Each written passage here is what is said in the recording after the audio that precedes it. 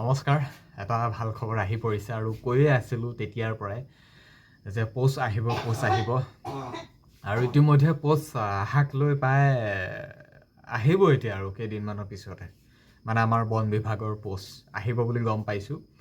আৰু আজি কিছুদিনমানৰ পূৰ্বে আমাৰ CM ছাৰ আহিছিল আমাৰ ৰহাত তাত মই নিজেই গৈ CM ছাৰৰ ফেচ টু ফেচ সুধিছিলোঁ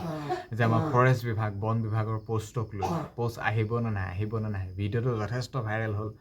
বহুতে চালে বহুতে শ্বেয়াৰ কৰিলে ফৰেষ্ট বিভাগক লৈ যিখিনি কথা কৈছিলোঁ আমাৰ ৰহাত CM ছাৰক আৰু তাৰপিছতে CM ছাৰে কি কৈছিলে পুলিচ আহিব তাৰপিছতে ফৰেষ্ট তেনেকুৱা ধৰণৰ কথা কৈছিলে কিন্তু এতিয়া গম পালোঁ যে অলপমান আগতে এটা খবৰ পালোঁ যে ফৰেষ্ট বিভাগৰ কিছু সংখ্যক পোষ্ট আহিব কিন্তু আগতে টোটেল প্ৰায় 2800 মান এটা ৰিক্ৰুটমেণ্ট হৈ গৈছিল সেইটো 2022 নে 23 মানত আছিল তাৰ পাছৰ পৰাতো অহাই নাই কিন্তু সেই ইমান এতিয়া ডাঙৰ এটা ৰিক্ৰুটমেণ্ট নহ'ব খুব সম্ভৱ যিখিনি কথা গম পাইছোঁ এতিয়া 2 দিনতে আমাৰ ফৰেষ্ট বিভাগীয় মানে ৰিক্ৰুটমেণ্টক লৈ ভেকেঞ্চিক লৈ নটিচ আহিব খুব সোনকালে ফৰেষ্টক লৈ এইটো এটা ভাল খবৰ গম পাইছোঁ আৰু মানে ফৰেষ্টক লৈ পোষ্ট আহিব আগতে আমাৰ 981টামান আছিলে APF কনষ্টেবল হয়তো এইবাৰ সিমান নিদিব পাৰে 500 400 তেনেকুৱা দি দিব পাৰে আৰু গাৰ্ডত আছিল প্ৰায় 1226টা আগতে আছিল সেইটো হায়াৰ ছেকেণ্ডেৰী পাছ সেইটোত 1226টা এইবাৰ কিমান 800 900 তেনেকুৱামান দি দিব আৰু 264টামান আমাৰ গ্ৰেড 1 আছিল যিটো গ্ৰেজুৱেট 264টা হয়তো 264 নাহিলে হয়তো 100ৰ আছপাছ আহি যাব আৰু বাকী ড্ৰাইভাৰ কনষ্টেবলো পোষ্ট আহিব মানে ফৰেষ্টত বহু সংখ্যক পোষ্ট আহিব ফৰেষ্টটো আহিলে ভাল বয়সো যথেষ্টখিনি দিয়া হয় ফৰেষ্টত বহুতে এপ্লাই কৰিব পাৰি সেইটো কাৰণে ভাল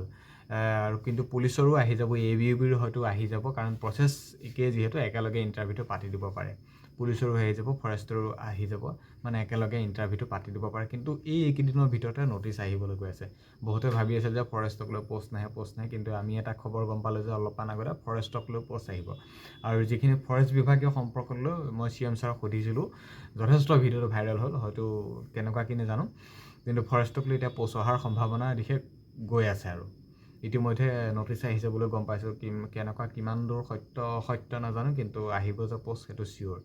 কাৰণ ডিপাৰ্টমেণ্টবিলাক থাকিলেতো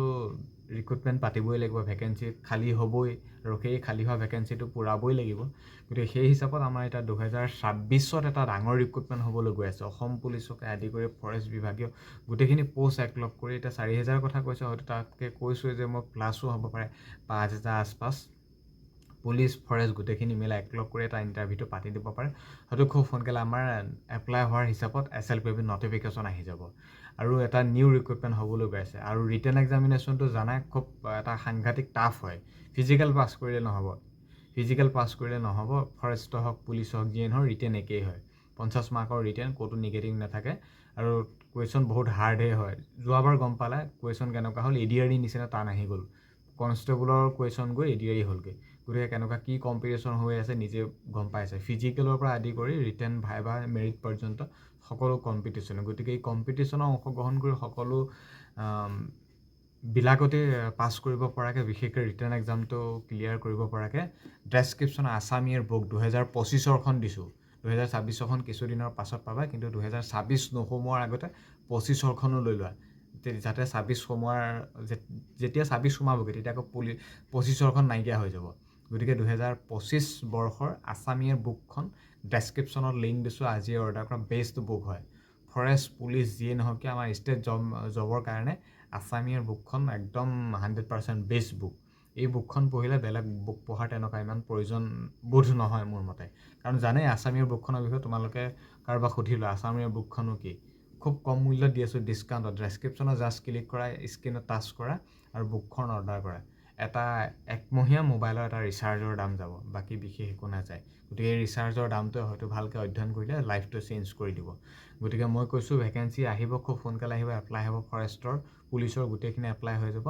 গতিকে সেই এক্সামত পাছ কৰিব পৰাকৈ আছামিৰ বুক বেষ্ট 2025খন দিছোঁ অৰ্ডাৰ কৰা আৰু লগতে অসম পুলিচৰ ফৰেষ্টৰ বহু সংখ্যক বুক দি দিছোঁ সেইকেইখনো অৰ্ডাৰ কৰিলে নিজৰ সুবিধা অনুসৰি কিন্তু বুককেইখন অৰ্ডাৰ কৰিবলৈ একেবাৰে নাপাহৰিবা কাৰণ অৰ্ডাৰ কৰা প্ৰিপেৰেশ্যন একদম লাগি যোৱা পাছত কিন্তু পস্তাবাগৈ যে নপঢ়িলোঁ টাইম নহ'ল ইমান সোনকালে ৰিটেন পাতি দিলে গতিকে ফিজিকেলো কৰি থাকা আৰু তোমালোকে প্ৰিপেৰেশ্যন কৰি থাকা ৰিটেনটোৰ কাৰণে আৰু যদি একাডেমি যদি লাগে, একাডেমি যদি তোমালোকে বিচাৰি আছা, আমাক এটা একাডেমি লাগে, ফিজিকেলো তাত প্ৰিপেৰেশ্যন কৰি থাকিম, আমাক ৰিটেনো, তেনেকৈ হ'লে আমাৰ নৰ্থ ইষ্ট ফিজিকেল একাডেমিলৈ আহিছোঁ। আমাৰ কাইলৈ অপেনিং আছে, কালিলৈ অপেনিং আছে 30 নৱেম্বৰ, আৰু 1 তাৰিখৰ পৰা আমি ক্লাছ ষ্টাৰ্ট কৰি দিম। 1 ডিচেম্বৰৰ পৰা আমি ক্লাছ ষ্টাৰ্ট কৰি দিম, ফিজিকেল উইথ ৰিটেন। আৰু সেই একাডেমিতে তোমালোকে থাকিব পাৰিবা, খোৱাৰ ব্যৱস্থা আছে, হোষ্টেল ফেচিলিটি সকলোবিলাক আছে। আমাৰ নৰ্থ ইষ্ট ফিজিকেল একাডেমি কাইলৈ মই গৈ আছোঁ হোজাইত অপেনিং কৰিবলৈ। বাকী সোমবাৰৰ পৰা আৰম্ভ হৈ যাব, ভিডিঅ' দি থাকিম, গম পাই থাকিব। North east physical academy Hojai Lanka কাকিত আছে। সেই একাডেমি বহুত ল'ৰা ছোৱালী ইতিমধ্যে জইন কৰিছে, অসম পুলিচ, SSC, GDৰ বাবে বহুতেই জইন কৰিছে। গতিকে সোমবাৰৰ পৰা আমাৰ 1 তাৰিখৰ পৰা গোটেইখিনি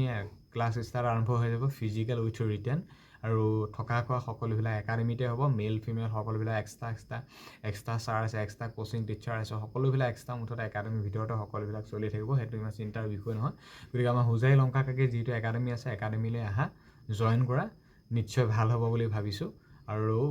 মৰম কৰা, ভিডিঅ'টো খুব বেছি শ্বেয়াৰ কৰা, নিউ ভেকেঞ্চিত অংশগ্ৰহণ কৰা, ইমানেই আছিল। ধন্যবাদ।